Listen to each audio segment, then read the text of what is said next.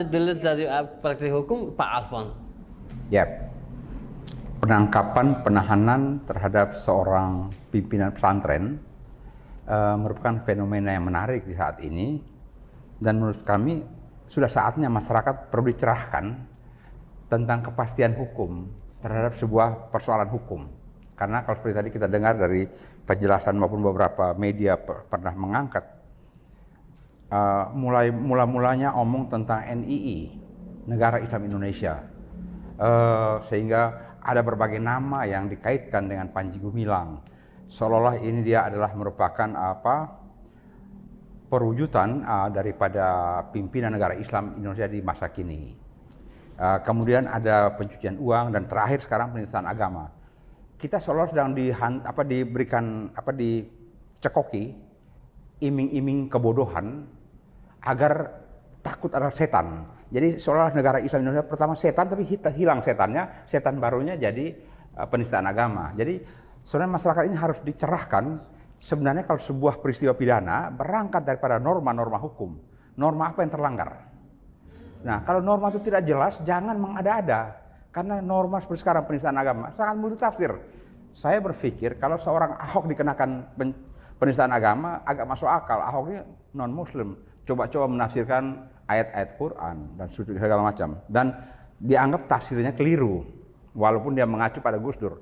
Nah, yang saya heran kalau penistaan agama jadi pasal hari ini dipersangkakan, Syekh Panji Gumilang ini alumnus Pondok Pesantren Modern Gontor, alumnus IAIN. Jadi seorang yang belajar di pondok pesantren dengan baik, IAIN, terus kalau dia menista agamanya sendiri, rasa-rasanya ini kok dia ini setan yang ketakutan terhadap setan sendiri kan.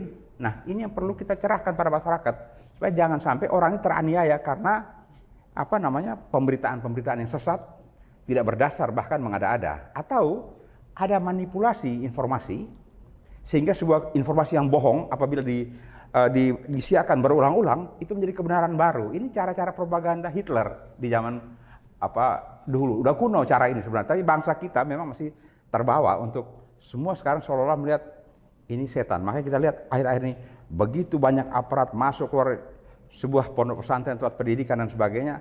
Ngapain?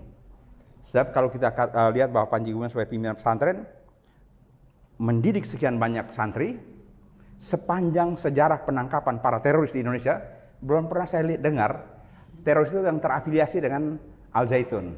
Tidak ada. Kedua, tugas mencerdaskan bangsa secara konstitusi itu tugas negara. Kok hari ini ada orang sipil, ada orang swasta mendidik bangsa, anak bangsa, ribuan orang yang dia sebenarnya mengemban tugas negara, mewakili negara, kok tiba-tiba negara perlakukan dia seperti seorang penjahat seperti itu. Ini aneh bagi saya. Kurang kerjaan apa? Kenapa negara tidak urus uang negara yang dikelola BUMN bisa rugi? Ini dia tidak kelola uang negara. Uang dari berbagai sumber yang tidak perlu dipersoalkan karena sudah masuk dalam sistem keuangan yang tidak pernah dipertanyakan dari mana. Kadang-kadang katanya dari misalnya hamba Allah misalnya. Bagaimana mengaudit itu?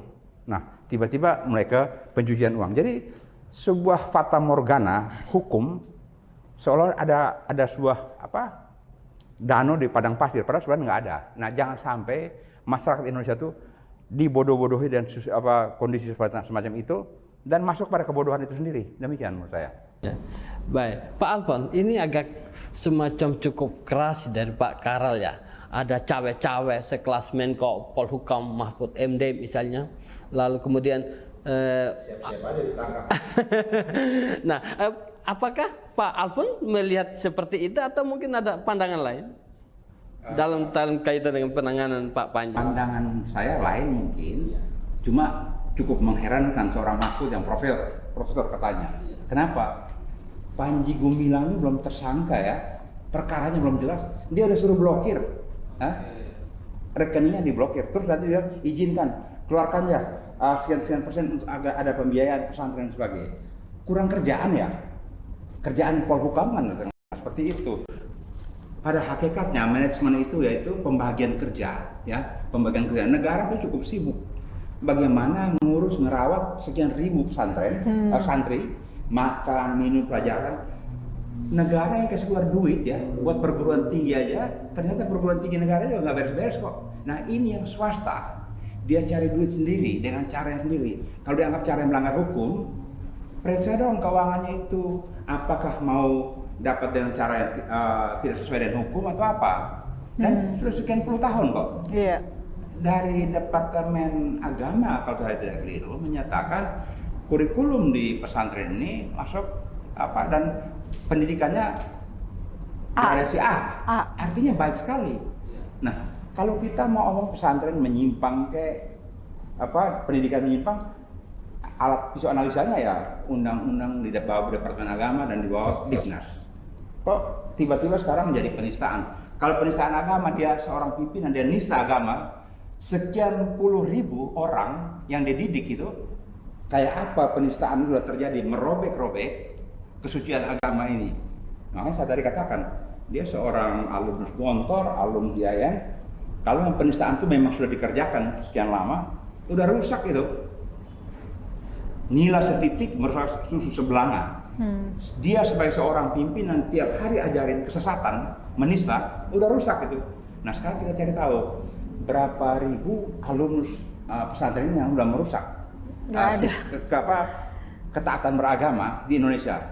Dan kalau kita lihat-lihat, belum pernah kita dengar istilahnya ada persoalan-persoalan yang sangat mendasar terjadi di sana. Ada juga yang ngomong ada terjadi hubungan seks dan dibayar dan sebagainya. Ternyata tidak seperti itu. Jadi sangat bombastis pemberitaan-pemberitaan yang disebarkan seolah-olah memang sengaja ada proses pembusukan yang direncanakan. Nah kalau tadi dikatakan jangan-jangan ini suatu upaya mau merampok taruhlah secara terstruktur. Karena mungkin kalau orang lihat punya rekening sekian ratus, so what? Apa ada larangan kalau seseorang punya rekening sekian banyak? Iya. Kalau tidak wajar pun silahkan aja cari di mana pasalnya. Atau kalau dia sekarang punya kekayaan sekian, mulai kapan orang kaya dilarang? Justru kalau ada masyarakat bangsa yang kaya dan mendidik putra-putri bangsa secara baik, diberi penghargaan. Ketiga saya lihat, kita baca-baca juga, saya juga pelajari.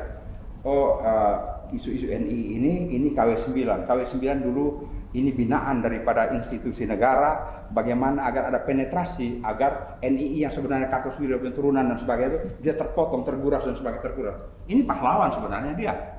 Karena dia bisa penetrate. Kita kalau nonton film-film spy, itu pernah ada agen Mossad, jadi wakil menteri pertahanan satu negara di sana, akhirnya dia digantung. Kan dia disusukan di Suriah untuk bagaimana masuk ke sistem. Nah, Panji Gumilang ini kalau boleh kita samakan disusupkan untuk masuk merusak struktur NII. Nah, kalau kita nonton Mission Impossible, memang setiap misi tersebut yang memberikan menyusup itu tidak akan mau ngaku dia suruh. Tapi kalau kita lihat dengan Panji Gumilang berkibar dengan KW9-nya, NII-nya kan berantakan, nggak punya konsep, tenggelam.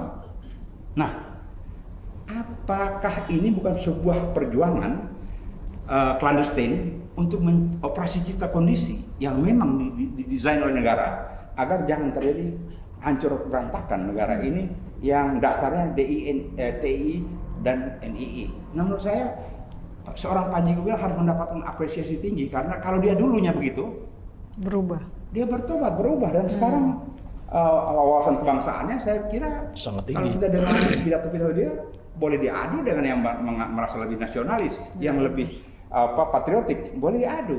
Karena dia udah memperjuangkan sekian ribu orang menjadi orang terdidik.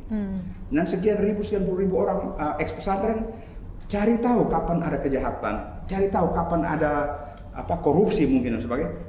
Apakah ada dari Al Zaitun ini punya alumnus atau memang mereka meneruskan kebaikan-kebaikan itu menjadi garam di tengah masyarakat Indonesia yang begini beragam dan saat-saat ini memerlukan sebuah harmonisasi, toleransi antar manusia bangsa ini. Demikian saya kira. Izin bertanya.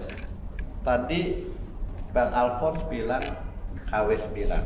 Apa itu KW9? Nah, apakah itu yang bukan ori atau apa istilah KW itu? Ini juga istilah-istilah sama aja kita bilang ada setan, tapi kita nggak pernah lihat setan itu yang mana sebenarnya. KW itu komandemen wilayah. Seolah-olah ini kalau negara itu terdiri dari teritorial. Kalau ada ibu-ibu yang sering bilang wali murid, jangan dilihat di situ, lihat di teritorialnya. Seolah-olah ada pemerintahan secara terstruktur dengan kerajaan-kerajaan atau dengan pimpinan-pimpinan yang sedang menggerogoti negara ini seolah-olah. Dan cara mereka katanya dulu kumpul duit dengan cara-cara yang tidak halal dan sebagainya. Tapi sekian puluh tahun kok nggak pernah ada yang ditangkap terhadap praktek-praktek serupa itu. Kemana aparat penegak hukum, kemana intel-intel, baik kepolisian maupun berbagai instansi, mengidentifikasi persoalan-persoalan pelanggaran hukum itu untuk memperkaya yayasan ini ataupun pesantren ini. Karena buah daripada hasil kejahatan ya kejahatan itu sendiri. Tapi kita tidak lihat pesantren Al Zaitun menghasilkan buah-buah kejahatan. Bahkan Hendro Priyono, seorang tokoh intelijen, itu pernah di sana kan, pernah nginep di sana kan, tidur di sana katanya, pernah berkunjung ke sana. Masa dia nggak tahu ya naluri intelijennya jalan dong.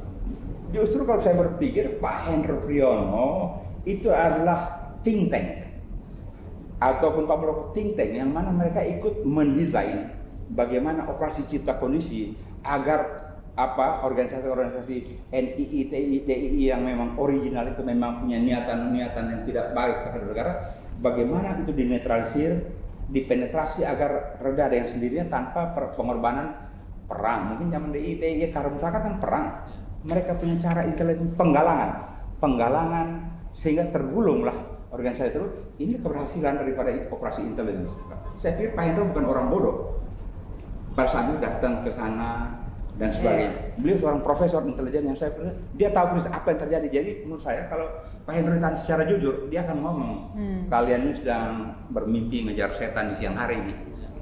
Nah, Panji Gumilang jadi setan di siang hari yang tidak kelihatan wujudnya, tapi diada-adakan bayangannya gitu.